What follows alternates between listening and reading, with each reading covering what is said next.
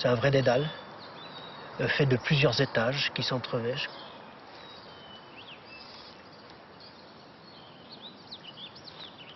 C'est les feuilles de l'an précédent, c'est de l'hiver, qui font presque des plateformes toujours plus plates.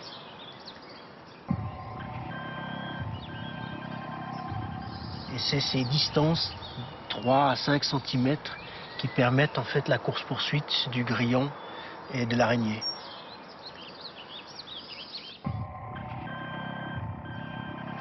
Des fois, en passant la main comme ça, on fait peur à certains qu'on n'avait pas vus. C'est l'histoire d'un grillon qui ne veut pas se faire manger par une araignée. Plus l'araignée approche le grillon et plus elle va vite, plus l'énergie qui arrive sur le grillon est importante. À ce moment-là, l'araignée pousse devant elle un vrai flux d'air et donc tous les poils du grillon vont ressentir la déflexion de l'air.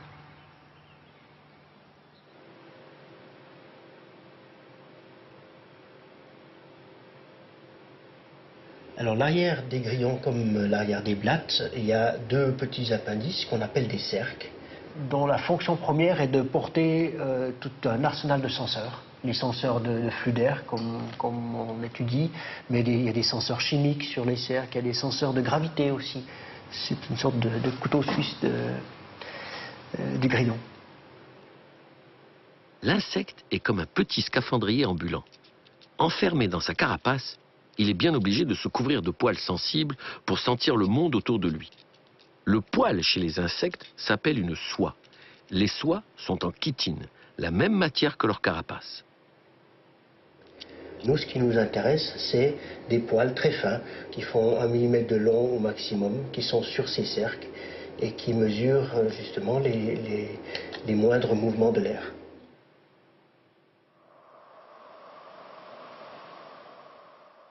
Les soies des grillons des bois sont sans doute le système de détection d'air le plus sensible au monde.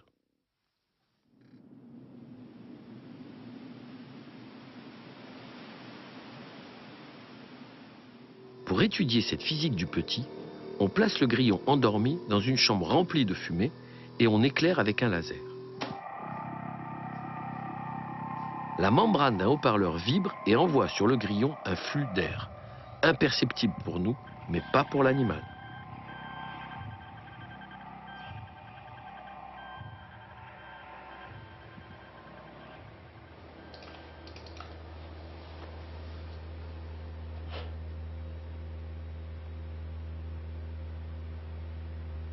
Ces poils réagissent quasiment aux moindres perturbations de l'air ambiant. Il y a une analogie qui est intéressante, parce que c'est vrai que c'est une sensibilité qui ne nous parle pas. On est trop gros comme animaux, nous, pour comprendre de quoi on parle. On sait souvent que dans la lumière qui est faite de photons, dans un photon c'est très peu d'énergie, un poil de grillon va réagir, va avoir une impulsion nerveuse lorsque l'énergie qui lui arrive dessus est d'un dixième d'un photon. Donc, alors qu'on croit que les particules de lumière, c'est déjà très peu d'énergie, un poil va travailler avec un dixième de cette énergie. Voilà. Ça, c'est parmi les analogies dans le monde sensoriel qui est peut-être les plus parlantes.